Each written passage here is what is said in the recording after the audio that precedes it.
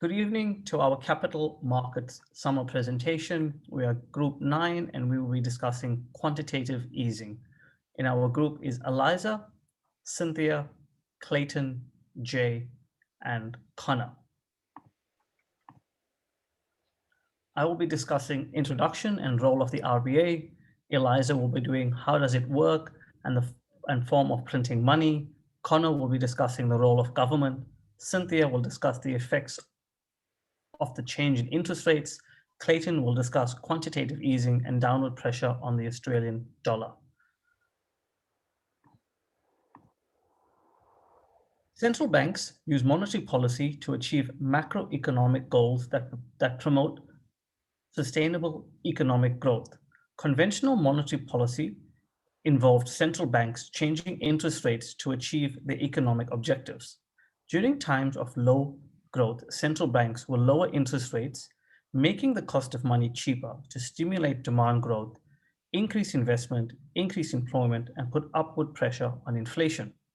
During times of high growth and high inflation, central banks increase interest rates to reduce money supply to help cool the economy.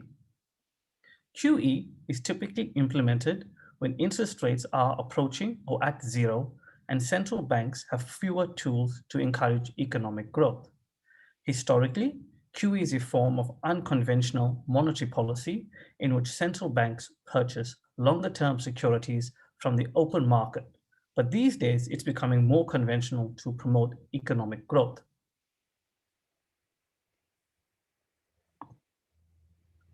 Purchasing longer-term securities, mainly government bonds, increases money supply, encourages lending and investment, serves to lower interest rates, and makes money saving relatively unfavorable. During times of high unemployment, global pandemics such as COVID-19, recessions similar to the global financial crisis, central banks adopt an expansive QE policy by purchasing government bonds in order to pump money directly into the economy to stimulate economic growth. USA has had three QE packages: November 2008, November 2010, and September 2012.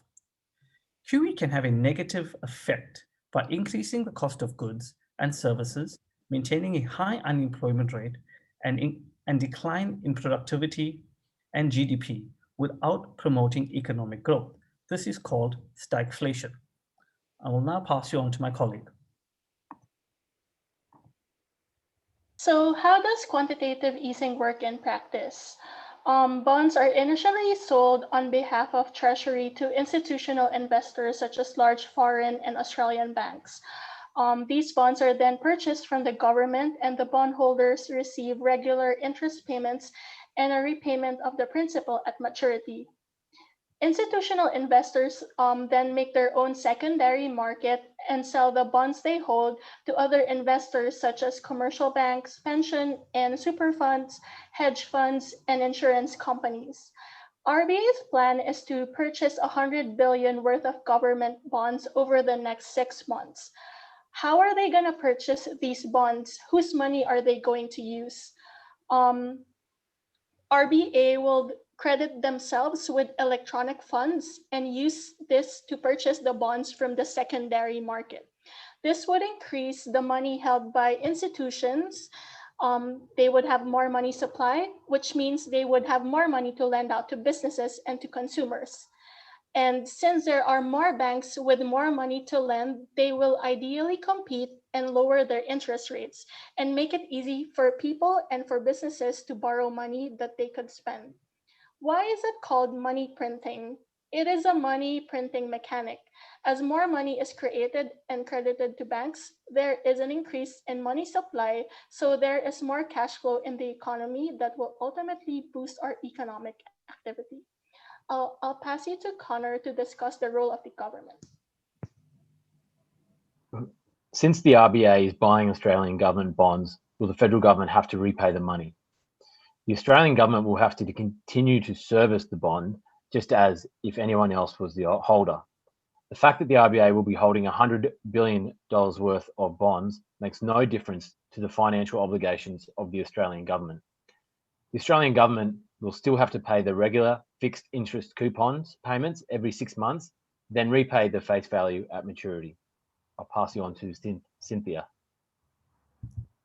The world pandemic of COVID-19 has caused a global economic recession, and the financial market is extremely volatile. Due to the rising challenge and uncertainty in Australia, the Australian government adopted an expansionary monetary policy by lowering its target rates. RBA reduced the 3-year government bonds, the target rate from 0.25 to 0.1 in November, which was the lowest in history as figure 1 shows. Next page, please.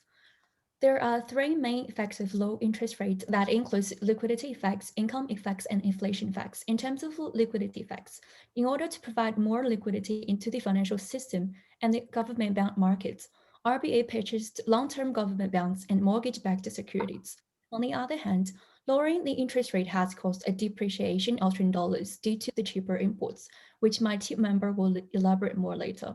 On the other side, low interest rate could enhance the interest-related expenditure and economic activities, consumption, investment, and net exports. Low interest rate encourages consumer spending, as the rate of return from saving will decrease. Besides, low interest rate allows consumer and companies to lower the cost of borrowings, which will increase the attractiveness for investment. Additionally, a lower interest rate reduces the mortgage repayments, which will increase the average disposable income level. Therefore, there will be a rise on net exports. Lastly, lower the interest rate can increase the aggregate demand and lead to an increase in real GDP. As a rate of economic growth rate increases, the demand of lower funds will rise, which will cause the inflation rate to increase. Next page, please. Bond price and interest rate obtain an inverse relationship. As when interest rate falls, bond price will increase. When interest rate drops, the value of investment related to interest rate will fall as well. But the issued bonds will continue to pay at the same coupon rate, a rate which was based on the previous higher interest rates when they were issued. These bonds become more attractive, and investors will generally sell at a premium due to the fixed higher coupon. So the value of the existing bonds will increase. This is due to the change of perception of risk and inflation rates. As RBA governor Phil said in the article, lower interest rate will lower the cost of finance. This would cause the demand for higher yield bonds to increase, forcing the bond price to increase. Thus, more bonds and larger size of the current amount will be traded in the financial markets. I will now pass to my team member.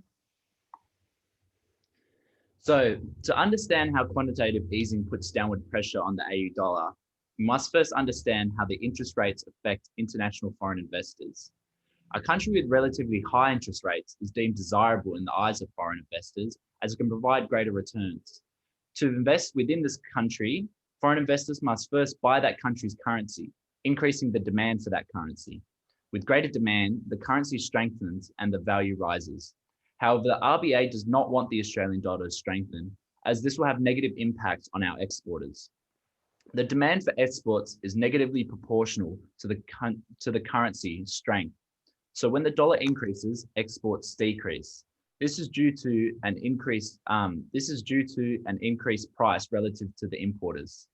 As an example, Australia is one of the top exporters of mineral resources. This category makes up 58% of Aussie exports, with coal and iron being the top 2 products. The second highest global exporters of these resources are Indonesia and Brazil, respectively. These competitors' countries' currency is relatively weaker than the Australian dollar, leading to an increased preference. If the Australian dollar strengthens due to these high interest rates, this will cause a noticeable decline in the demand for the Australian exports, and the business will go to countries like these with weaker currencies. Keep in mind, this will affect all Australian exports, not just the top tiers. However, these peak goods will be impacted the most due to their sheer quantity of their trading. The Reserve Bank of Australia's quantitative easing policy kept this in mind and took into account the effects when making the decision to lower the interest rates. I'll now pass back to Connor. The quantitative easing in the Australian economy. The RBA has implemented a campaign of quantitative easing as a part of a wider monetary policy to counter the effects of COVID-19. It has been implemented to increase the supply of money, providing the banks with more liquidity, making it easier for governments, businesses, and households to borrow and invest, which will in turn support economic growth. QE has been employed in other parts of the world to varying levels of success. From 2008 to 2014, the US Federal Reserve, as a response to the subprime mortgage crisis, acquired over $4 trillion worth of bonds and securities over the 6 years. Although it is hard to quantify the role that it played in the subsequent recovery, most economists believe it helped to rescue the US and the world from the 2008 financial crisis. The Bank of Japan employed QE in 2001 following the Asian financial crisis to curb deflation and to stimulate the economy. The QE campaign moved from buying government bonds originally to buying private debt and even stocks. However, it failed to meet its goals as the Japanese GDP fell between 1995 and 2007.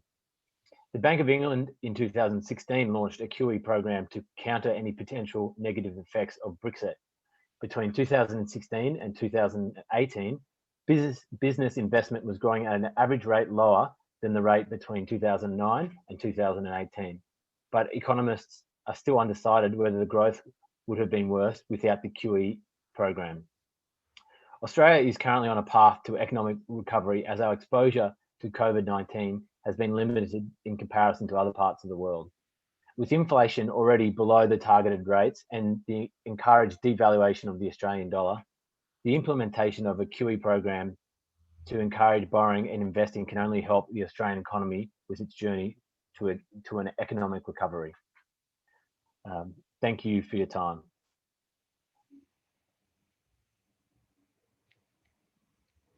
Oh, I think we are done. Yep. All right. All right. Thanks, guys. Thank you.